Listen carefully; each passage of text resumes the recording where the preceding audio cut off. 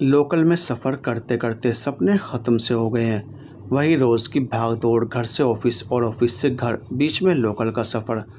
थक सा गया हूँ 30 की उम्र में ही ज़िंदगी से। लोकल में चढ़ना भी किसी एडवेंचर से कम नहीं है। हज़ारों की भीड़ में धक्का मुक्की करते हुए ट्रेन में चढ़ना और उतरना, उमस भरी गर्मी में एक दूसरे से इंसान इस कदर चिपका रहता है कि एक के पसीने की गंध दूसरे के शरीर में जज्ब हो जाती है। और फिर कितना भी परफ्यूम लगा लो, ये गंध आपका पीछा ही नहीं छोड़ती है। मुंबई जितना ग्लैमरस दिखता है उतना है नहीं। यहाँ घर का हर सदस्य रोज़ कमाने के लिए निकलता है और आधे से ज़्यादा समय लोकल और ऑफिस में ही कट जाता है। ऐसा लगता है घर तो इंसान सिर्फ रात गुजारने के लिए जाता है। लोग कहते हैं मुंबई थकती नहीं, चाहे कोई भी हादसा हो जाए रुकती नहीं, ज़िंदगी का सामना करने का हौसला रखती है। मुंबई के लोग अगर डर कर घर में बैठ जाएंगे तो खाएंगे कहाँ से। एक छोटे से कमरे का भाड़ा, वो भी चोल में, 7,000 से कम नहीं, जहाँ खिड़की के नाम पर एक छोटा सा झरोका होता है, वो भी रसोई के पास, और घर में लोगों की भीड़। जिंदा रहने के लिए काम पर तो जाना ही पड़ता है, फिर चाहे आंधी आए या तूफान। मुंबई माया नगरी के नाम से भी जानी जाती है। छोटे शहरों से यहाँ लोग अपने सपने पूरे करने आते हैं, लेकिन सपने उन्हीं के पूरे हो पाते हैं जो मुंबई में संघर्ष के थपेड़े सह पाते हैं। यह शहर आपको कुछ देने से पहले आपका बहुत कुछ छीन लेता है। इस शहर में अपनी आत्मा को बचाए रखना इतना आसान नहीं है। अक्सर मेरा घर जाने का दिल नहीं करता, इसलिए नहीं कि घर में मेरा इंतज़ार करने वाला कोई नहीं है, बल्कि इसलिए कि घर में वो नहीं है जिसे मैं साल भर पहले ब्याह कर लाया था गांव से। वो मुझे छोड़कर जा चुकी है। 6 महीने हो गए हैं हमें अलग हुए। उसके जाने के बाद घर काटने सा दौड़ता है, सब लोगों के होते हुए भी। मुझे वो हर जगह नज़र आती है, कभी कांदा काटती हुई, कभी खाना बनाती हुई, और कभी रसोई में रात को रोती हुई। वो अक्सर कहती थी, अगर मुझे पता होता शादी के बाद मुंबई में इतने छोटे घर में मुझे रहना पड़ेगा तो मैं कभी तुमसे शादी नहीं करती। तंग आ गई हूँ मैं इस ज़िंदगी से। इस घर में एक भी पल अभी तक सुकून से नहीं गुजार पाई हूँ। तुम्हारे साथ के लिए तरस गई हूँ मैं अमर। मैं हर बार नीलम से वादा करता कि मैं जल्दी ही कोई 1 रूम किचन वाला घर ढूंढ लूँगा, लेकिन नहीं मिल पाता। 20,000 महीने की तनख्वाह में 12,000 भाड़ा कहाँ से देता। घर खरीदना तो दूर, घर किराए पर लेने की भी औकात नहीं थी मेरी।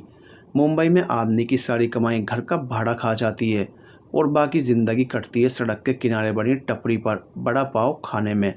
मुंबई की भागती हुई बेस्वाद ज़िंदगी में वड़ा पाव खाते वक्त ही इंसान 2 पल ठहर कर ज़िंदगी और मुंह का जायका ठीक करता है। जब से नीलम गई है मैं मन ही मन खुद से तो कभी नीलम से बात करता रहता हूँ। आजकल डायरी भी लिखने लगा हूँ। मन की बातों को कहीं ना कहीं अभिव्यक्ति तो चाहिए ना। इतने बड़े शहर में एक डायरी है जिसके पास 2 घड़ी रुककर मेरी बात सुनने का समय है, बिना कोई सवाल किए, बिना दोषी ठहराए। मुझे नीलम और मेरा यूँ तो प्रेम विवाह था, लेकिन हमें अपने माँ बाप को मनाने में ज़्यादा पापड़ नहीं बेलने पड़े। मेरे पड़ोस वाले गांव में ही उसका घर था। उससे मुलाकात एक दोस्त की शादी के दौरान हुई थी। दरअसल वो मेरे दोस्त की साली थी। जूता छिपाए के दौरान उससे जो बहस हुई थी वो मुझे आज तक याद है। दूल्हे के जूते तो चुराए ही थे नीलम और उसकी सहेलियों ने, साथ में मुझे चिढ़ाने के लिए मेरे जूते भी चुरा लिए थे। दूल्हे के तो फिर भी आसानी से वापस कर दिए थे कम पैसों में, लेकिन मेरे जूते वापस देने के लिए तो अड़ ही गई थी वो अपनी ज़िद पर। 1,000 रुपये के जूते के लिए 2,000 रुपये दिए थे मैंने। जब बारात के लौटने का समय आया तो उसने चुपचाप से आकर मुझे मेरे 2,000 रुपये वापस कर दिए, ये कहकर कि आप मेरे जीजा जी के दोस्त हैं इसलिए पैसे वापस कर रही हूँ, आगे से कभी मुझसे उलझने की कोशिश मत करिएगा। उसने मेरे हाथ में पैसे थमाए और मैंने उसके हाथ में अपना मोबाइल नंबर, ये कहकर कि अब तो मैं आपसे जीवन भर के लिए उलझना चाहता हूँ। बस उसी दिन के बाद से नीलम जैसे मेरे दिमाग में छप गई। हर वक्त हर जगह उसका ही चेहरा नज़र आने लगा। जब भी वो फ़ोन की घंटी बजती तो लगता नीलम का फ़ोन होगा। गांव में 3-4 दिन रहने के बाद मैं मुंबई वापस आ गया और अपने काम में व्यस्त हो गया। मुंबई आपको ज़्यादा समय नहीं देती इधर उधर की बातों में सोचने के लिए। अब दोस्त से जाकर तो उसकी साली के बारे में पूछ नहीं सकता था। उसकी याद धूमिल पड़ने ही लगी थी कि अचानक से एक दिन अनजान नंबर से फ़ोन आया, जिसे सुनकर मेरी बाँछें खिल उठी। वो फ़ोन नीलम का था। उस दिन से रोज़ हमारी बातें होने लगी थी। वो अक्सर अपने गांव के बारे में बात करती और मैं मुंबई के बारे में। वो शाहरुख खान की बहुत बड़ी फ़ैन थी। वो अक्सर मुझसे पूछती थी कि मैंने कभी उसकी शूटिंग देखी है कि नहीं, और मैं उसे प्रभावित करने के चक्कर में हाँ कह देता। मैं उसे अक्सर मुंबई की आसमान छूती इमारतों और समुंदर के बारे में बताया करता था। मैंने ऐसे ही एक दिन उससे बातों बातों में कहा था, जब हमारी शादी हो जाएगी तो मैं उसे हर रविवार को कभी जुहू चौपाटी तो कभी मरीन ड्राइव ले जाया करूँगा समुंदर दिखाने। मैंने उससे वादा किया था मैं उसे शादी के बाद गोवा ले जाऊँगा हनीमून के लिए। मेरी ये सारी बातें उसे रोमांचित करती थी और हमारे सुखद भविष्य के प्रति आश्वस्त करती थी। नीलम कभी गांव से बाहर गई ही नहीं थी। समुंदर और गोवा तो बस उसने फिल्मों में ही देखा था। हम दोनों के बीच प्यार का इजहार हो चुका था, पर आई लव यू कहकर नहीं। उसने कहा, अमर तुम जल्दी से गांव आकर माँ बाबूजी से ब्याह की बात कर लो। मैंने उससे भरोसा दिया था कि मैं छुट्टी मिलते ही अपने माँ बाबूजी को लेकर उसके गांव ब्याह की बात करने आऊँगा। नीलम ने एक दिन बातों बातों में मुझसे पूछा था कि जैसा फिल्मों में दिखाते हैं कि मुंबई में घर बहुत छोटे छोटे होते हैं और जिस तरफ भी नज़र दौड़ाओ वहाँ भीड़ ही भीड़ नज़र आती है, ऐसा सच में है क्या? मैंने हंसते हुए जवाब दिया था, बड़ा शहर है, भीड़ तो होगी ही, लेकिन इतनी भी भीड़ नहीं है कि इंसान खुलकर सांस ही न ले सके। रही घरों की बात तो वह काफ़ी हद तक सच है। वो अक्सर मुझसे मेरे परिवार के बारे में पूछती थी और इस बारे में मैंने काफ़ी हद तक सच ही बताया था। जब उसने सुना था कि 2 कमरों के मकान में मैं, मेरे भैया भाभी, उनका 6 साल का बेटा और अम्मा बाबूजी रहते हैं, तो ये सुनकर वो दंग रह गई थी। मैंने उसे समझाया कि जो लोग एक दूसरे से सच्चा प्यार करते हैं वो हर परिस्थिति में एक दूसरे का साथ देते हैं और हालातों से सामंजस्य बिठाने की कोशिश करते हैं। उसे सच्चे प्यार को लेकर काफ़ी उपदेश भी दे डाले थे। उसके प्रति अपने प्यार को ऊंचा साबित करने के लिए मैंने ये तक कह दिया था कि शादी के बाद मैं अलग घर ले लूँगा किराए पर। इस बात को सुनकर उसका मन आश्वस्त हो गया था और उसकी बातों में मिठास फिर से घुल गई थी। मैंने अपने घर में जब शादी की बात बताई थी तो ज़्यादा कुछ हंगामा नहीं हुआ था, बस भाभी की त्योरियाँ चढ़ गई थी। उन्होंने साफ साफ कह दिया था कि वो अपना कमरा किसी हालत में खाली नहीं करेंगी। अम्मा बाबूजी की उम्र हो चुकी थी, उन्हें घर में होने वाले झगड़ों में कोई रुचि नहीं थी। वो इस बात से संतुष्ट थे कि उन्हें खाने को 2 रोटी और दवा दारू का खर्चा आराम से मिल रहा है। भैया भी भाभी की हर बात में हाँ में हाँ मिलाते ही थे, क्योंकि भाभी भैया से ज़्यादा कमाती थी और ससुराल से उन्हें कोई ना कोई उपहार आए दिन मिलता ही रहता था। फ़िलहाल मुझे शादी की पड़ी थी। मैंने सोचा था एक बार शादी हो गई तो नीलम जैसे तैसे सामंजस्य बिठा ही लेगी। वैसे भी शादी के बाद जिस हाल में लड़का रखेगा लड़की को उसी हाल में रहना पड़ता है, फिर वो प्रेम विवाह हो या माता पिता की सहमति से किया गया विवाह, क्या फ़र्क पड़ता है। नीलम ने जब अपने घर में हमारे प्रेम के बारे में बताया तो बवाल मच गया था। कुछ बातें मेरे दोस्त यानी उसके जीजा को भी सुनाई गई। उन्हें लगा कि नीलम और मेरे मन में प्यार की आग उसके जीजा ने ही भड़काई है। इस वजह से मेरे और मेरे दोस्त के बीच रिश्ते ख़राब हो गए थे। बात काफ़ी बिगड़ गई थी, लेकिन नीलम भी ज़िद्दी थी। उसने आत्महत्या की धमकी देकर जैसे तैसे अपने घर वालों को हमारी शादी के लिए मना लिया था। कुछ समय बाद दोनों परिवारों की रजामंदी से नीलम और मेरा ब्याह हो गया था गाँव में। मुंबई में ट्रेन से उतरते ही नीलम भीड़ को देखकर इतनी घबरा गई थी कि घबराहट के मारे उसने मेरा हाथ कसकर पकड़ लिया था। वो टैक्सी की खिड़की से उछक उछक कर गगनचुंबी इमारतों को देख रही थी। रिश्तेदारों को बोलकर नीलम के स्वागत के लिए घर पर पहले से ही सजवा दिया था। नीलम के गृह प्रवेश के बाद भाभी उसे अपने कमरे में ले गई थी आराम करने के लिए। यह मेरे लिए किसी चमत्कार से कम नहीं था। इससे पहले कि मैं उनकी भलमानसियत से प्रभावित होता, पता चला कि उनके मायके से दूर के भाई की शादी है, इसलिए 4-5 दिन वो भैया और उनका बेटा अंश वहीं रहेंगे। उन्होंने जाते वक्त मुझसे धीरे से कहा, अमन मेरे कमरे में तुम्हारे ही है 4 दिन, मेरे और तुम्हारे भैया की तरफ से शादी का तोहफा समझकर एंजॉय करो। हाँ, मेरे आने से पहले बिस्तर की चादर बदल देना और कमरे की सफाई अच्छे से कर देना। मैंने मुस्कुराकर उन्हें दया दृष्टि के लिए धन्यवाद दिया और झट से अपने कमरे में यानी उनके कमरे में घुस गया। मैंने तो कमरे में जाते ही नीलम पर प्रेम का आक्रमण कर दिया था। ये पहली बार था जब मैंने उसे तसल्ली से पहली बार देखा और छुआ था। उस दिन खाना बाहर से मंगवा लिया था। मैं पहले ही दिन नीलम को रसोई में झोंकना नहीं चाहता था। अगले दिन से नीलम ने घर की जिम्मेदारियां बखूबी संभाल ली थी। माँ से जितना संभव था वो उतनी उसकी मदद कर रही थी। कुल मिलाकर ये 4 दिन मेरी ज़िंदगी के अनमोल दिन थे। दिल की हालत तो ऐसी थी कि कमरे से बाहर निकलने का भी दिल नहीं करता था। बस मन करता था मैं और नीलम यूं ही एक दूसरे में सिमटे रहें। लेकिन घर की जिम्मेदारियां अपनी जगह थी और प्यार अपनी जगह। ये 4 दिन कैसे बीत गए मुझे पता ही नहीं चला। जब 5वें दिन भैया भाभी और अंश घर पर वापस आए तो हकीकत का एहसास हुआ। नीलम ने पलंग की चादर बदल दी थी और कमरा भी अच्छे से साफ कर दिया था। मैं उसका सूटकेस और बैग उठाकर कमरे से बाहर ले आया था। नीलम ने सवालिया नज़रों से पूछा, अब हम कहाँ सोएंगे? मैंने रसोई की ओर इशारा कर दिया। मैंने उसके कपड़े हॉल में पड़ी अपनी छोटी सी अलमारी में जैसे तैसे जमा दिए और फिर रसोई में उसकी खाना बनाने में मदद करने लग गया। भाभी तो अपने मायके से थक कर आई थी। उन्होंने ना रसोई में आने की जहमत उठाई और ना ही नीलम से उसके हाल चाल ही पूछे। ज़िंदगी की हकीकत से नीलम की यह पहली मुलाकात थी। भैया भाभी ने अंश को शुरू से माँ बाबूजी के साथ सोने की आदत डाल रखी थी। हॉल में माँ बाबूजी और अंश सोते थे और रसोई में बिस्तर बिछाकर हम। रसोई कोई बहुत बड़ी नहीं थी, छोटी सी थी, उसी में हम सिमट कर लेटे हुए थे। हॉल और रसोई के बीच बस एक पर्दे की दीवार थी। नीलम अपने नए परिवेश के साथ सामंजस्य बिठाने की कोशिश कर रही थी और परिस्थितियाँ उसकी कोशिशों को नाकाम करने की कोशिश कर रही थी। रात को सबके सो जाने के बाद हम जब भी एक दूसरे के करीब आने की कोशिश करते, तभी बाबूजी ज़ोर ज़ोर से खांसना शुरू कर देते। उनकी खांसी की आवाज़ सुनकर रहा सहा प्यार भी ख़त्म हो जाता।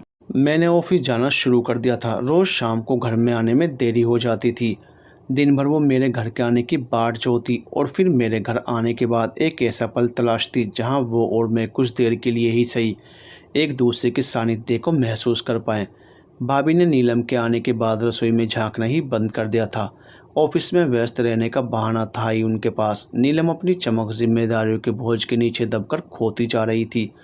हमारी हालत ऐसी थी कि हम एक दूसरे के पास होकर भी दूर थे, एक दूसरे के साथ के लिए तरस रहे थे। रविवार को मैं नीलम को पहले सिद्धिविनायक और फिर मरीन ड्राइव ले गया था घुमाने के लिए। समंदर की लहरों को देखकर उसका बेचैन मन शांत हो गया था। मरीन ड्राइव पर बैठे प्रेमी जोड़ों को यूं खुले में अपने प्रेम का प्रदर्शन करते देख वो हैरान थी। उसने सवालिया नज़रों से मेरी तरफ देखा। मैंने उसे समझाते हुए कहा, मुंबई में पार्क वगैरह तो है नहीं जो लोग पेड़ों के पीछे छिपकर प्यार की अभिव्यक्ति करें। फिर यहाँ की इतनी व्यस्त ज़िंदगी में कुछ पल इंसान सुकून से गुजार रहे हैं तो इसमें क्या गलत है? यहाँ सिर्फ प्रेमी जोड़े ही नहीं, हम जैसे पति पत्नी भी आते हैं जिन्हें घर में एक सुकून भरा कोना नहीं मिल पाता साथ वक्त गुजारने के लिए। हमें ही देख लो, हम साथ होकर भी साथ वक्त गुजार पाए हैं क्या? ये कहते कहते मैं उसके गालों को चूमने के लिए आगे बढ़ा ही था कि वो एकदम से पीछे हट गई और गुस्से से बोली, पागल हो गए हो क्या? कोई देख लेगा तो क्या कहेगा? और वैसे भी मेरे संस्कार यहाँ के लोगों के संस्कारों की तरह घटिया नहीं है। मैंने भी गुस्से में जवाब दिया, यहाँ किसी को किसी की नहीं पड़ी है, सब अपनी अपनी ज़िंदगी में व्यस्त हैं। रही बात संस्कारों की तो भाड़ में जाए संस्कार, शहरों में किस करना आम बात है। तुम ही बताओ ना, कितने दिन से तुम्हें छूने के लिए तरस रहा हूँ, लेकिन अपने ही घर में रहते हुए अपनी बीवी को छू नहीं सकता। घर में दिन भर अम्मा बाबूजी विराजमान रहते हैं, अब क्या भैया भाभी से उनके कमरे में कुछ घंटे गुजारने के लिए उनके आगे भीख मांगूं? नीलम ने रोते हुए कहा, क्या सिर्फ तुम्हारा दिल तरसता है प्यार के लिए, मेरा नहीं? तुमने कहा था शादी के बाद तुम नया घर ले लोगे किराए पर, तुमने लिया क्यों नहीं अभी तक? ले लूँगा नीलम, जल्दी ही। 2 महीने बाद बॉस सबकी तनख्वाह बढ़ाने वाला है, बस तनख्वाह बढ़ते ही नया घर ले लूँगा किराए पर। तब तक कैसे तो संभाल लो नीलम। अच्छा एक विचार आया है, होटल चलोगी क्या? कुछ घंटे वहाँ वक्त गुजार लें। छी, ये सब बातें करके मुझे गंदा महसूस मत करवाओ अमर। इस समय वैसे ही मेरा दिमाग ठीक नहीं है, बहुत गुस्सा आ रहा है। गुस्सा मत करो, देखो लहरें कितनी अच्छी लग रही हैं। मानसून के समय तो यह सीधा ऊपर तक आती हैं। बहुत अच्छा लगता है उस समय यहाँ बारिश में भीगते हुए ऊंची उठती लहरों को देखना। जब मानसून आएगा तो तुम्हें लेकर आऊँगा यहाँ, बहुत मन है बारिश में भीगने का तुम्हारे साथ। नीलम अब शांत हो गई थी और मेरे कंधे पर सिर रखकर आराम से गिरती उठती लहरों को देख रही थी। मैंने उससे वादा किया था कि आज रात हम देर से घर जाएंगे और खाना बाहर ही खाएंगे। नीलम को रोज़ रोज़ अकेले घर का काम करते देख मेरा दिल जलता था, लेकिन भाभी को कुछ कह भी नहीं सकता था। उन्हें कुछ कहने का मतलब है घर में महाभारत। भैया का कमरे में प्रवेश बंद और भैया कमरे में प्रवेश बंद नहीं कर सकते थे। कभी मेहमानों तक के लिए भैया भाभी ने अपने कमरे का त्याग नहीं किया। मेहमान हॉल और रसोई में सोकर जैसे तैसे एडजस्ट कर लेते थे। ऐसी ही ज़िंदगी है मुंबई की। एक छोटे से कमरे में 8-10 लोग एक दूसरे से इस कदर चिपक कर सोए रहते हैं कि रात को करवट बदलना भी ठीक से नसीब नहीं हो पाता। ऐसे ही नीलम को समझाने की दृष्टि से मैंने कहा, तुमने सामने वाला घर देखा है? उसमें 10 लोग तो पहले से ही रहते हैं और ऊपर से जब देखो मेहमान आते रहते हैं। बड़ी अच्छी है उनकी बहू है। आज तक मैंने उन्हें शिकायत करते हुए नहीं सुना। उनके बारे में सोचो ज़रा, उनकी तो अपनी कोई निजी ज़िंदगी है ही नहीं। उनके पति तो उन्हें छुट्टी के दिन कहीं घुमाने तक भी नहीं ले जाते, क्योंकि अगर वो दोनों बाहर चली गई तो घर का काम कौन करेगा। ये सब तुम मुझे सुनाने के लिए बता रहे हो अमर? सुनाने के लिए नहीं नीलम, समझाने के लिए बता रहा हूँ। तुम खुशकिस्मत हो कि हमारे घर में गिनती के लोग रहते हैं और मेहमान तो ना के बराबर आते हैं। ऊपर से तुम्हारा पति घर में आराम न करके तुम्हें बाहर घुमाने ले जाता है। देखो, जो हम चाहते हैं हमें हमेशा वो नहीं मिलता नीलम। ज़िंदगी में समझौता तो करना ही पड़ता है। कर तो रही हूँ समझौता, और कितना करूँ अमर? मेरे सब्र की एक सीमा है अमर, और मैं नहीं चाहती वो टूटे। समझौते वाली ज़िंदगी मुझे मंजूर नहीं है। फिर भी मैं कर रही हूँ हमारे रिश्ते को बचाए रखने के लिए। हमारी शादी को हुए इतने दिन हो गए हैं, क्या अभी तक मैंने हनीमून पर गोवा जाने की बात उठाई? नहीं ना। गोवा तो दूर की बात है, तुम मुझे हनीमून के लिए महाबलेश्वर तक नहीं ले गए। लेकिन मैंने कुछ नहीं कहा। हर लड़की के कुछ सपने होते हैं, कुछ उम्मीदें होती हैं अपनी शादी से, और तुमने मेरे सारे सपनों को रसोई में झोंक दिया। तुम्हें खुलकर छू तक नहीं सकती मैं घर में, ना दिन में ना रात में। हर वक्त डर लगा रहता है कहीं कोई आ ना जाए, कोई देख न ले। खुशकिस्मत मैं नहीं तुम हो, क्योंकि मैं अभी तक तुम्हारी दी गई ज़िंदगी से समझौता कर रही हूँ। उस दिन मैं और नीलम रात को घर देर से आए थे। अम्मा बाबूजी ने कुछ नहीं कहा, लेकिन भाभी के चेहरे से पता चल रहा था कि वो नाराज़ हैं। दरअसल अचानक से घर में मेहमान आ गए थे, वो भी बिना सूचना दिए, जिससे भाभी पर काम का बोझ बढ़ गया और आराम करने के बजाय उनको सारा दिन काम में निकल गया। ऊपर से नीलम भी नहीं थी घर में उनकी मदद करने के लिए। खैर, नीलम इस बात से खुश थी कि भाभी फंस गई और वो बच गई।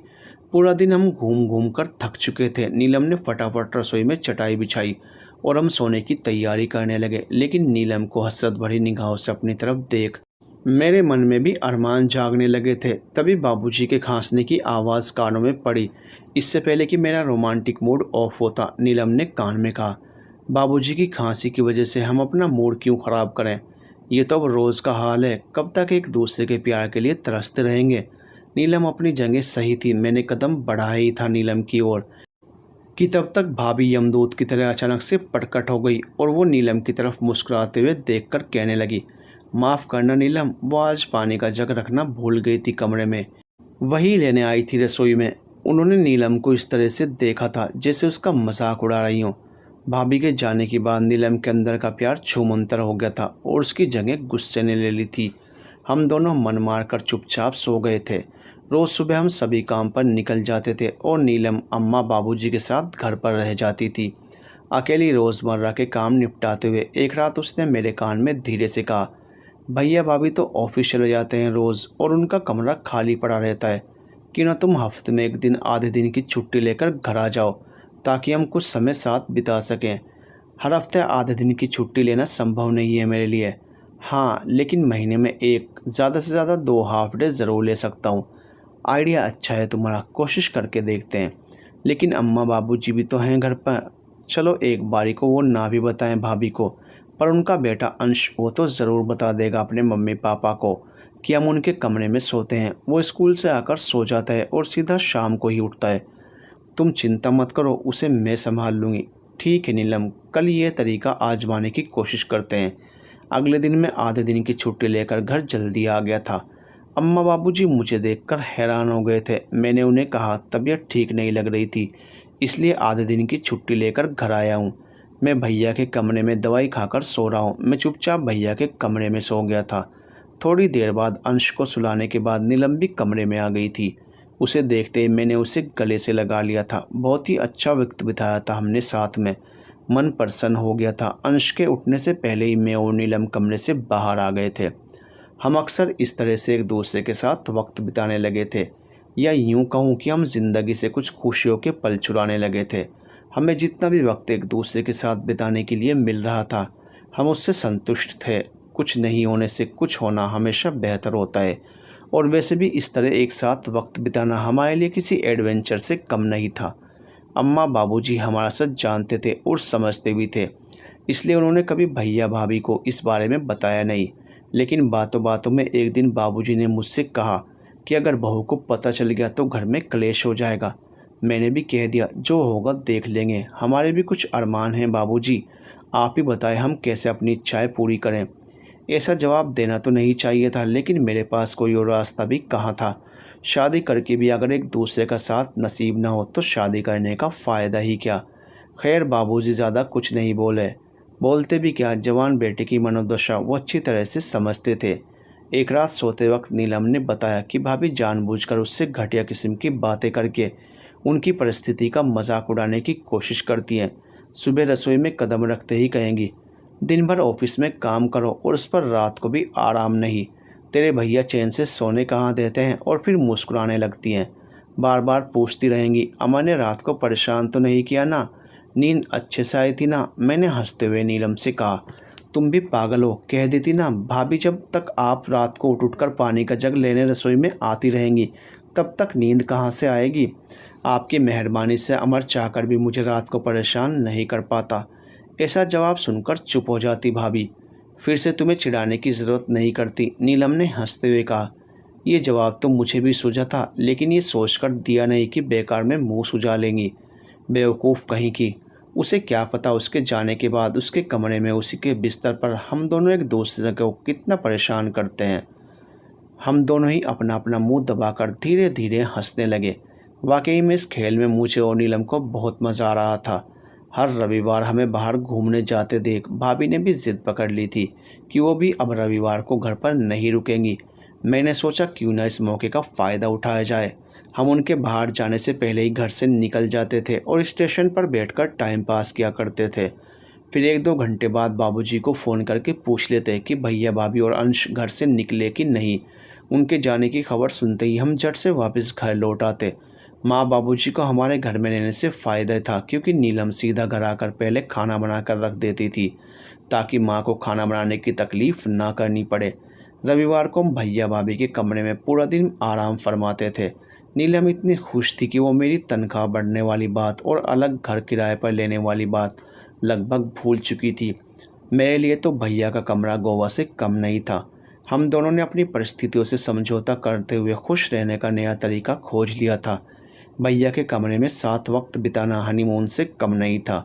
हमारा ज़िंदगी से खुशियाँ चुराना यूं ही जारी था। लेकिन कहते ना, चोरी ज़्यादा दिन नहीं छिपती, कभी ना कभी तो पकड़ में आ ही जाती है। हमारी चोरी भी एक रविवार पकड़ी गई। मैं और नीलम कमरे में आराम कर रहे थे। भैया भाभी और अंश उस दिन जल्दी आ गए। भाभी ने कमरे का दरवाज़ा खोलना चाहा तो वो अंदर से बंद था। उन्होंने ज़ोर ज़ोर से दरवाज़ा खटखटाना शुरू कर दिया। मैंने जैसे ही दरवाज़ा खोला तो सामने भाभी को खड़ा पाया। उन्हें देखकर तो मेरी हालत ही ख़राब हो गई। भाभी ने हैरानी से पूछा, तुम लोग तो हमसे पहले बाहर घूमने चले गए थे, तो फिर घर में कैसे? तभी नीलम ने जवाब दिया, तबीयत कुछ ठीक नहीं लग रही थी, इसलिए जल्दी घर वापस आ गए। जल्दी घर वापस आ गए थे तो बाहर हॉल में भी तो सो सकते थे ना, मेरे कमरे में सोने की क्या ज़रूरत थी? नीलम ने धीरे से भाभी के कान में कहा, जो सुकून आपके कमरे में मिलता है वो बाहर हॉल में कहाँ? क्या भाभी, आप तो नाराज़ हो गई? आपके देवर की ख्वाहिश थी कमरे में सोने की, अब मैं कैसे उन्हें मना कर सकती थी? पति की ख्वाहिशों का ख्याल रखना तो हर पत्नी को पड़ता है ना। तभी भैया ने मेरे कंधे पर हाथ रखते हुए कहा, कोई बात नहीं अमर, भैया भाभी आप लोग मुँह हाथ धोकर फ्रेश हो जाइए, मैं अभी आप सब के लिए चाय बना कर लाती हूँ। भाभी मुँह फुलाते हुए अपने कमरे में चली गई। नीलम ने मुझसे रसोई में कहा, तुम भैया भाभी को देखकर हड़बड़ा क्यों गए थे? क्या करूं, ऐसा लगा जैसे किसी ने हमारी चोरी रंगे हाथ पकड़ ली हो। इतना घबराने की ज़रूरत नहीं है अमर, जितना हक उनका है इस घर में उतना हमारा भी है। नीलम की बात सही थी, लेकिन मैं घर में कोई झगड़ा नहीं चाहता था। अगले दिन भाभी ने अंश के दिन में पहनने वाले कपड़े पहले से ही बाहर निकाल कर रख दिए और अपने कमरे में ताला लगाकर चली गई। भैया ने मना भी किया, लेकिन उनकी बात को हमेशा की तरह अनमना कर दिया गया था। भाभी की इस हरकत पर गुस्सा तो मुझे भी आया था, लेकिन मैंने कुछ कहना ठीक नहीं समझा। आखिर कमरा तो उनका ही था, वो ताला लगाएं या खुला छोड़े यह उनका निजी फैसला था। कमरे के बाहर ताला देखकर नीलम के तन बदन में आग लग गई थी।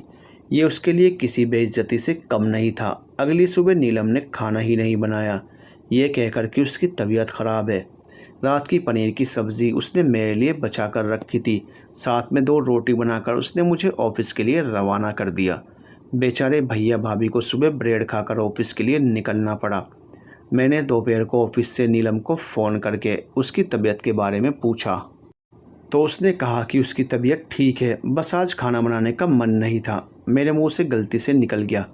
खाना बनाने का मन नहीं था तो भाभी को रात को ही बता देती ना, कम से कम वो सुबह के खाने के लिए कुछ तैयारी तो करके रखती। बेकार में दोनों को ब्रेड खाकर जाना पड़ा ऑफिस। ये बात सुनकर नीलम का पारा 7वें आसमान पर पहुंच गया। उसने गुस्से में फ़ोन रख दिया। नीलम ने घोषणा कर दी थी कि अगर वो सुबह का खाना बनाएंगी तो रात का नहीं बनाएगी। अब भाभी सोच लें, उन्हें सुबह का खाना बनाना पसंद है या फिर रात का। साथ में उसने ये भी डिमांड रख दी थी कि घर में बर्तन और सफाई के लिए काम वाली बाई रखी जाए। भाभी ने भी साफ साफ कह दिया था कि अब से वो सिर्फ अपने परिवार के लिए खाना बनाएंगी। उनका परिवार यानी कि वो खुद, उनका पति और बच्चा। हाँ, और काम वाली बाई के पैसे वो नहीं देंगी। नीलम ने भी कह दिया था कि अगर काम वाली के पैसे अमर देंगे तो वो उनके कमरे की सफाई और उनके खाने के बर्तन नहीं धोएगी। घर में दोनों औरतों के बीच का झगड़ा बढ़ता ही जा रहा था। ईंट का जवाब पत्थर से दिया जा रहा था। झुकने के लिए दोनों में से कोई भी तैयार नहीं था। एक परिवार अब 2 परिवारों में बंट गया था। एक रसोई में अब अलग अलग खाना बनने लगा था। भाभी से तो मुझे ऐसे ही बर्ताव की उम्मीद थी, लेकिन नीलम से इस तरह के व्यवहार की उम्मीद नहीं थी। माँ बाबूजी ने तो हमेशा की तरह मौन व्रत धारण कर रखा था। वैसे भी बेटे बहुओं वाले घर में बुजुर्ग की कम ही चल पाती है। खैर, इस बारे में भैया ने भी अपनी ज़ुबान बंद कर रखी थी। उनका क्या था, उन्हें तो वैसे भी खाना बना बनाया मिल ही रहा था। उनकी ज़िंदगी में हर तरह का सुख था। खाने का सुख, बीवी के सानिध्य का और साथ में उसकी तनख्वाह का भी सुख। अब माँ बाबूजी मेरे परिवार का हिस्सा थे, यानी कि मैं, नीलम और माँ बाबूजी। उनकी दवाइयों का खर्चा भी हम पर आन पड़ा था। मैंने नीलम को काम वाली बाई नहीं रखने के लिए मना लिया था। वैसे वह भैया भाभी के काम का बोझ नीलम के सिर से गायब हो गया था। लेकिन भाभी को अब भी चैन कहाँ था। जानबूझकर रोज़ रात को रसोई में पानी लेने के बहाने से आने लगी थी। पहले तो आने से पहले खांसती थी, अब तो बेधड़क ही पर्दा उठाकर अंदर आ जाती थी। हमारा तो साथ लेटना भी मुहाल हो गया था। मेरी और नीलम के भीतर की झटपटाहट बढ़ने लगी थी। हम दोनों के व्यवहार में चिड़चिड़ापन आता जा रहा था। हम फिर से रविवार को कभी मरीन ड्राइव तो कभी बांद्रा बैंड स्टैंड में एक सुकून भरे कोने की तलाश में भटकने लगे थे। नीलम अब संस्कारों वाली बात भूल गई थी। अब उसे मेरा उस चूमना बुरा नहीं लगता था।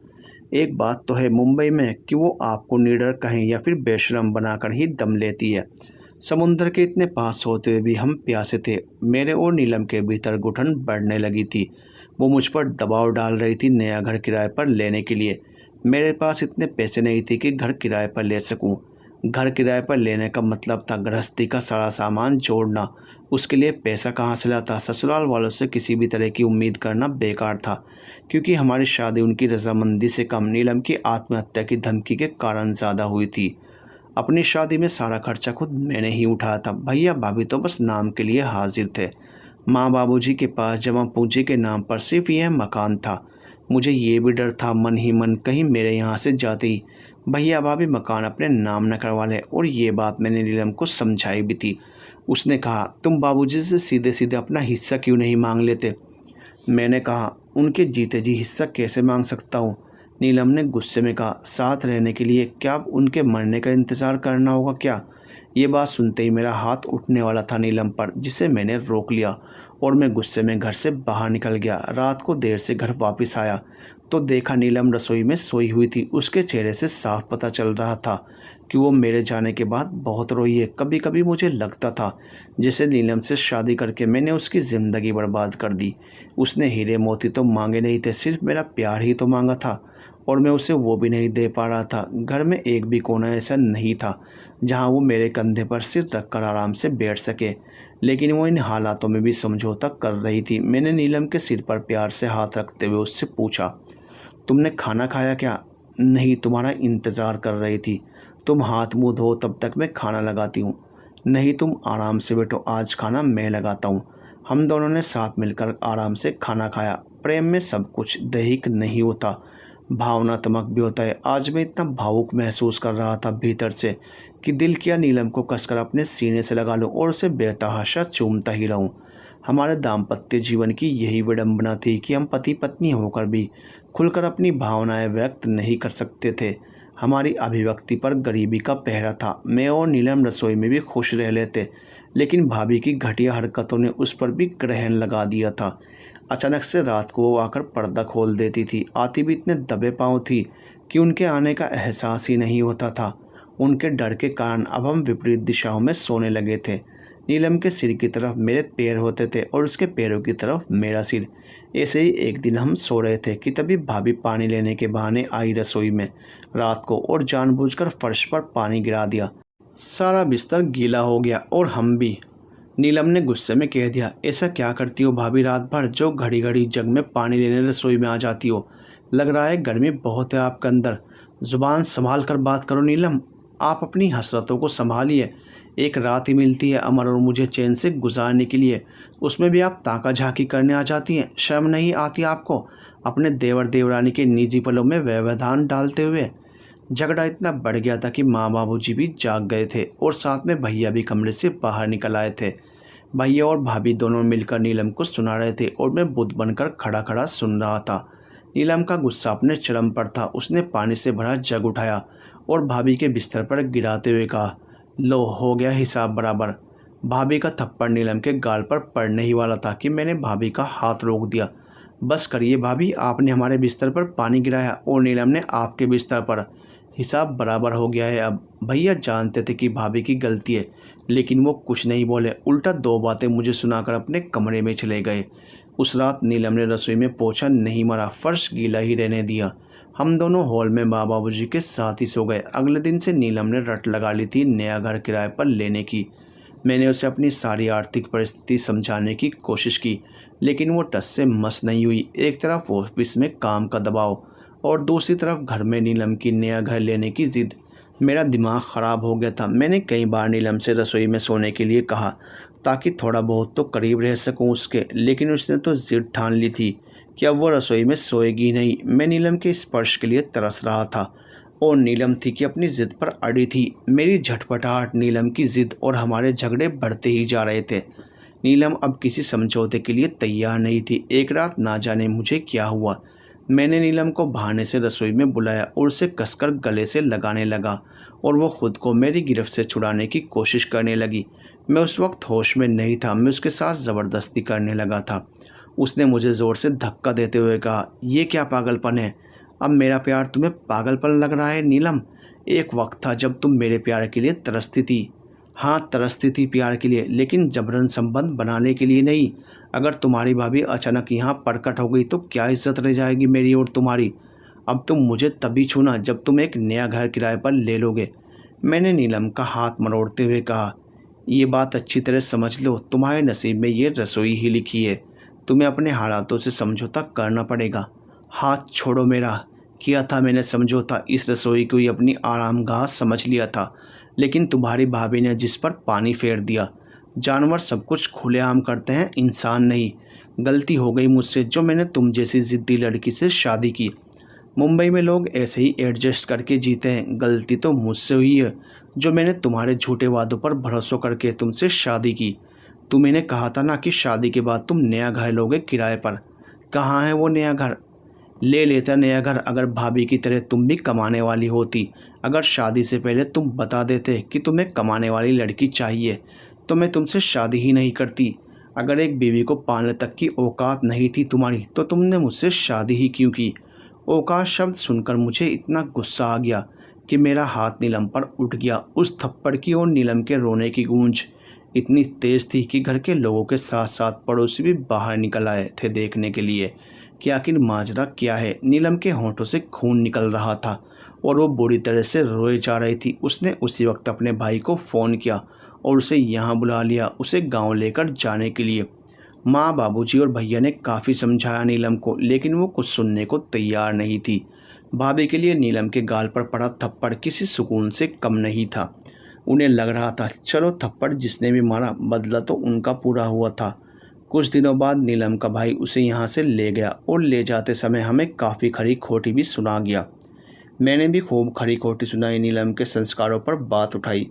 मैं इस अकड़ में था कि मैं मायके में शादीशुदा लड़की को कौन रहने देता है ज़्यादा दिन तक। कुछ ही दिनों में नाक रगड़ते हुए अपने आप वापस आ जाएगी, लेकिन ऐसा कुछ नहीं हुआ। आज 6 महीने हो गए हैं उसे गए हुए। उसने कभी पलटकर फ़ोन नहीं किया और न ही मैंने कभी किया। बड़ा अकेला सा महसूस करता हूँ उसके बिना और शर्मिंदा भी। नीलम के जाने का दुख मुझे उस वक्त उतना महसूस नहीं हुआ क्योंकि मेरा क्रोध अपने शीर्ष पर था। उसने औकात शब्द का इस्तेमाल करके मेरे अहंकार, मेरे वजूद को चोट पहुंचाई थी। एक पति होने के नाते नीलम के जिस्म पर, उसकी सोच पर मैं अपना अधिकार समझता था। मुझे बहुत गुस्सा आया था जब उसने मेरे आगे उसे छूने के लिए नया घर लेने की शर्त रखी। कितना बेचैन था मैं, कितना थका हुआ। कुछ पल सुकून के ही तो मांगे थे उससे, लेकिन उसने हाथ ही नहीं लगाने दिया। उसकी ये हरकत मेरे भीतर की आग को भड़का चुकी थी। उसने ही मुझे ज़बरदस्ती करने पर मजबूर किया। अगर वो औकात वाला शब्द इस्तेमाल नहीं करती तो मैं उस पर कभी हाथ नहीं उठाता। पति पत्नी के बीच इस तरह के झगड़े होते रहते हैं। 99% औरतें शादी के बाद पति जिस हाल में रखता है उसी हाल में खुशी खुशी अपना सारा जीवन गुजार देती हैं। कभी उफ तक नहीं करती। नीलम ने मेरे प्यार की इज्जत नहीं की, अपने भाई को बुलवाकर मुझे खरी खोटी सुनाई और घर छोड़कर चली गई। नीलम के जाने के 2-3 महीने तक मैं सारा दोष नीलम पर मढ़कर खुद को सही साबित करता रहा। पुरुष हूँ आखिर, पुरुषों के लिए खुद को कसूरवार मानना इतना आसान नहीं होता। मैंने बचपन से घर में माँ को बाबूजी की हर बात मानते हुए देखा था। वो फिर चाहे सही हो या गलत, माँ हमेशा कहती हैं ज़िंदगी को सुचारू रूप से चलाने के लिए समझौते तो करने ही पड़ते हैं। वो अलग बात है कि मैंने ज़्यादातर समझौते उन्हें ही करते देखा है। जैसे जैसे समय बीतता गया मेरे भीतर का क्रोध शांत होता गया और मुझे नीलम की कमी खलनी शुरू हो गई। मैं चाहता था वो मुझे फ़ोन करके कहे कि अमर, तुम मुझे यहाँ से आकर ले जाओ, मुझे तुम्हारे बिना कुछ अच्छा नहीं लगता। जब उसने पलटकर फ़ोन नहीं किया तो मैं पुरुष होकर उसे कैसे फ़ोन कर सकता था। खैर, ये सब भावनात्मक बातें हैं जो भीतर ही भीतर चलती रहती थी, अपने आप ऑटोमेटिक मोड में। लेकिन सतही तौर पर जीवन में और भी कठिनाइयाँ थी। नीलम के जाने के बाद भी भाभी सिर्फ अपने परिवार के लिए ही खाना बनाती थी। मेरे परिवार में अब बस मैं और माँ बाबूजी ही बचे थे। नीलम तो जा चुकी थी। रसोई का काम माँ ने संभाल लिया था। भाजी लाकर काटने का जिम्मा बाबूजी के सिर पर था और मैंने बर्तन और सफाई की जिम्मेदारी उठा ली थी। पड़ोसियों में भी नीलम का घर छोड़कर चले जाना लंबे समय तक चर्चा का विषय बना रहा। लोग मुझसे सहानुभूति जताते रहे और नीलम को गलत ठहराते रहे। सबका कहना था आजकल की लड़कियों में बड़ी अकड़ है, समझौता करना तो उन्हें आता ही नहीं है। पति ने एक थप्पड़ क्या मारा और ये झट से जाकर अपने मायके में बैठ जाती हैं। इस इंतज़ार में था कि एक दिन उनका पति नाक रगड़ता हुआ आएगा और इन्हें घर वापस ले जाएगा। मूर्ख हैं, इतना भी नहीं समझती ये सब फिल्मों में होता है, वास्तविकता में नहीं। सच ही तो था ये सब। नाक रगड़ना तो दूर, मेरी नाक तो फ़ोन करने तक में कट रही थी। पता नहीं हम पुरुषों की नाक इतनी ऊंची क्यों होती है जो अपनों के लिए झुक भी नहीं पाती है। मेरा घर बर्बाद हो चुका था और अभी भी मुझ में पति होने की अकड़ बाकी थी। भैया भाभी और अंश बाहर गए हुए थे रविवार को घूमने के लिए। मैं और माँ बाबूजी घर पर अकेले थे। मैंने रविवार के दिन बाहर घूमने जाना बंद कर दिया था। अकेले जाने का कहीं मन ही नहीं करता था। बाहर प्रेमी जोड़ों को एक दूसरे का हाथ थामे हुए वक्त बिताते देख मुझे नीलम की याद आने लगती थी। मुझे नहीं पता वो किस हाल में होगी क्योंकि दोनों परिवारों की तरफ से किसी ने मामला सुलझाने की पहल नहीं की। खैर, खुश तो नीलम भी नहीं होगी मायके में। ज़रूर उसके घर वाले उससे बातें सुनाते हुए कह रहे होंगे, देख लिया, यही अंजाम होता है अपनी मर्ज़ी से प्रेम विवाह करने का। अगर तुम्हारे पति को थोड़ा भी तुमसे प्यार होता तो तुम्हें आकर ले नहीं जाता। बस इसी सोच में दिमाग उलझा हुआ था कि तभी बाबूजी ने मेरे सिर पर हाथ रख कर कहा, नीलम के बारे में सोच रहा है क्या अमर? नहीं बाबूजी, उसके बारे में सोचकर क्या करूँगा अब। 6 महीने हो गए हैं उसे गए हुए। उसने एक बार भी फ़ोन करना ज़रूरी नहीं समझा। कब तक उसकी गलतियाँ गिनाता रहेगा अमर? कभी अपनी गलतियों के बारे में भी तो सोच। घर में इतने झगड़ों के बावजूद नीलम ने कभी हमें कोई तकलीफ़ नहीं दी। हमें हमेशा समय से खाना और दवाई देती रही। न तू बुरा है न नीलम, बस परिस्थितियाँ बुरी हैं और उन्हें ठीक करना हमारे अपने हाथ में है। बाबा, उसे एक अलग घर चाहिए, कहाँ से ला कर दूँ? आप तो जानते ही हैं मेरी कमाई। उसे कितना समझाया लेकिन वो मानी ही नहीं। नीलम ने सामंजस्य स्थापित करने की बहुत कोशिश की, लेकिन बड़ी बहू हर बार उसकी कोशिशों पर पानी फेरती रही। कितना सहती आखिर नीलम, और उस पर तूने जो किया क्या वो सही था? हम बूढ़े हो चुके हैं बेटा, हमारी अहमियत एक कोने में पड़े सामान से ज़्यादा नहीं है। कितनी बार मैंने और तेरी माँ ने चाहा कि हम बड़ी बहू को समझाएं, लेकिन फिर लगा हमारी बात मानेगा कौन? अब हमारी कोई क्या ही इज्जत करेगा, इसलिए हमने यही बेहतर समझा। शादी की अपनी ज़रूरतें होती हैं जो अगर समय पर पूरी ना हो तो कुंठा का रूप धारण कर लेती हैं। मैं नहीं चाहता मेरा बेटा अपना सारा जीवन रसोई में सोकर गुजारे। इसलिए मैंने एक फ़ैसला किया है इस मकान को बेचने का। इस मकान को बेचकर जो भी मिलेगा उसे तुम दोनों में आधा आधा बांट दूंगा। बाकी मैं और तेरी माँ किसी वृद्धाश्रम में रहने के लिए चले जाएंगे। नहीं बाबा, मकान बेचकर जो भी मिलेगा उसके 3 हिस्से होंगे, एक मेरा, एक भैया का और एक आपका। आपके हिस्से को बैंक में जमा कर देंगे ताकि वो आपकी बीमारी के वक्त काम आ सके, और आप मेरे साथ रहेंगे, वृद्धाश्रम में नहीं। तभी माँ ने कहा, हम तेरे साथ तभी रहेंगे जब तू हमारी नीलम को घर वापस ले आएगा। पता नहीं माँ, अब वो कभी वापस आएगी भी कि नहीं। हर लड़की को जो सुख अपने पति के घर में रहकर मिलता है वो पति से अलग होकर मायके में रहकर नहीं मिल पाता। अमर, गलती तूने की है, इसलिए इस गलती को सुलझाने की पहल भी तुझे ही करनी होगी। प्यार से किए गए समझौतों से ज़िंदगी संवरती है और ज़बरदस्ती से किए गए समझौतों से ज़िंदगी बिगड़ती है। ठीक है माँ, मुझे कुछ सोचने का वक्त चाहिए। इस बारे में भैया भाभी को 3 हिस्सों वाली बात पसंद नहीं आई थी।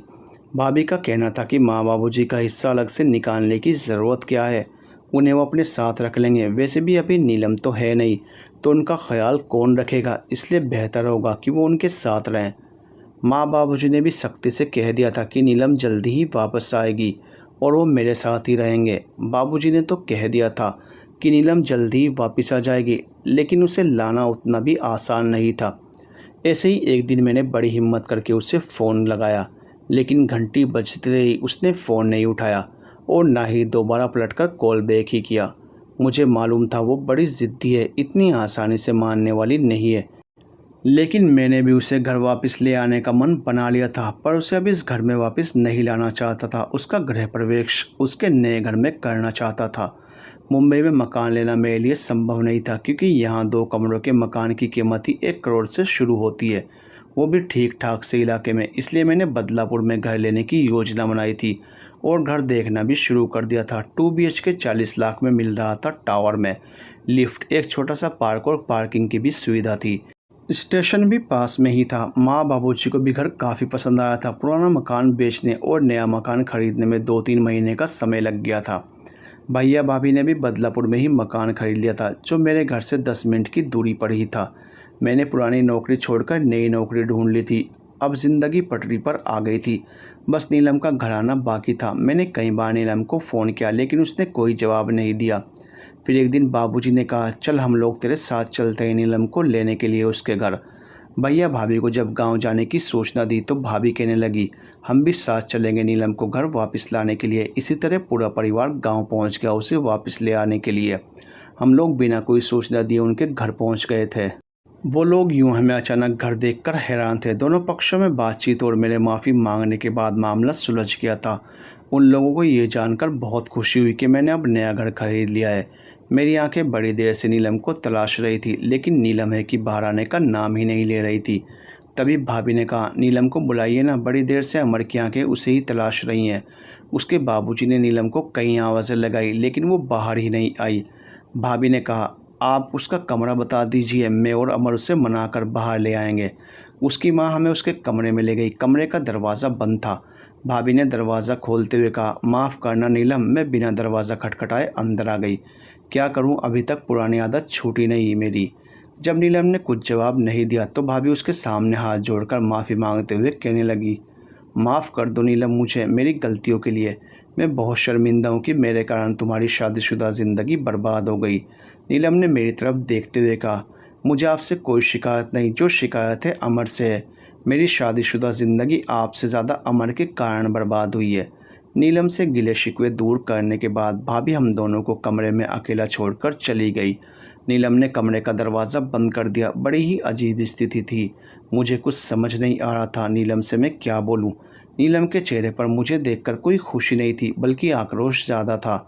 हम दोनों ही अपनी अपनी जगह पर चुप खड़े थे। मैंने सोचा था नीलम इतने महीनों बाद यूँ मुझे अचानक से देखकर मेरे गले से लग जाएगी, लेकिन ऐसा कुछ नहीं हुआ। चुप्पी को तोड़ते हुए मैंने कहा, मुझे माफ़ कर दो नीलम, तुम पर हाथ उठाने के लिए और तुम्हारे साथ ज़बरदस्ती करने के लिए मैं तुम्हें लेने आया हूँ।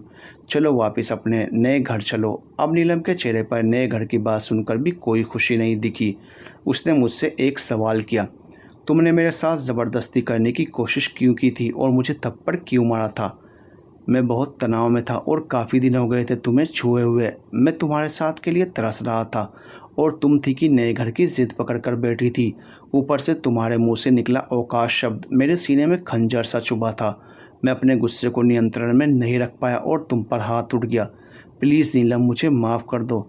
अमर, गुस्से का क्या है, फिर दोबारा आ सकता है और मैं दोबारा थप्पड़ खाने के लिए तैयार नहीं हूँ। अगर मैं तुम्हें थप्पड़ मार दूँ और कह दूँ कि प्लीज़ अमर मुझे माफ़ कर दो, मुझे गुस्सा आ गया था, तब तुम्हें कैसा लगेगा? मुझे अच्छा नहीं लगेगा। तुम चाहो तो थप्पड़ मारकर हिसाब बराबर कर सकती हो। मुझे थप्पड़ मारकर तुम्हारे अंदर के गुस्से को भी शांति मिल जाएगी। मैं तुम्हारे साथ नई शुरुआत करना चाहता हूँ नीलम। मुझे उम्मीद नहीं थी कि नीलम ऐसा करेगी। तेज़ी से मेरे गाल पर नीलम का थप्पड़ पड़ा और दूसरे ही पल उसने मेरे उसी गाल को चूम लिया। वैसे तो उसका थप्पड़ मेरे थप्पड़ के मुकाबले में हल्का ही था, लेकिन फिर भी थोड़ा झटका तो मुझे लगा ही था। नीलम ने मेरे सीने से लगते हुए कहा, यह मैंने इसलिए किया ताकि भविष्य में तुम मुझ पर हाथ उठाने की भूल दोबारा ना करो। मैं हर परिस्थिति से समझौता कर सकती हूँ, लेकिन अपने आत्मसम्मान के साथ नहीं। मैं तुमसे बहुत प्यार करती हूँ अमर, लेकिन इसका ये मतलब नहीं कि मेरा कोई आत्मसम्मान नहीं। एक माफ़ी मैं भी मांगती हूँ अवकाश शब्द का इस्तेमाल करने के लिए। मुझे माफ़ कर दो अमर, मैंने नीलम को प्यार करते हुए कहा। चलो आज एक दूसरे को माफ़ करके जीवन की एक नई शुरुआत करते हैं, जिसमें सारे समझौतों की बुनियाद प्यार होगी, मजबूरी नहीं। परिवार समेत हम सब मुंबई वापस आ गए थे। नीलम का गृह प्रवेश बड़े ही सुंदर ढंग से हुआ था। नीलम को घर बहुत ही पसंद आया था। अपना कमरा देखकर तो वो खुशी से उछल रही थी। देर से ही सही, उसने अपनी आरामगाह मिल ही गई थी। हमारे रिश्ते भैया भाभी के साथ भी मधुर हो गए थे। हर त्यौहार हम साथ मिलकर मनाने लगे थे। मैंने नीलम को बीएड करवा दिया था और अब वो पास ही के स्कूल में पढ़ाने भी लगी थी। ज़िंदगी की गाड़ी पूर्णतः पटरी पर आ गई थी और अब ज़िंदगी से कोई शिकायत नहीं थी। सही कहा था माँ ने, प्यार से किए गए समझौतों से ज़िंदगी संवरती है और ज़बरदस्ती से किए गए समझौतों से ज़िंदगी बिखरती है।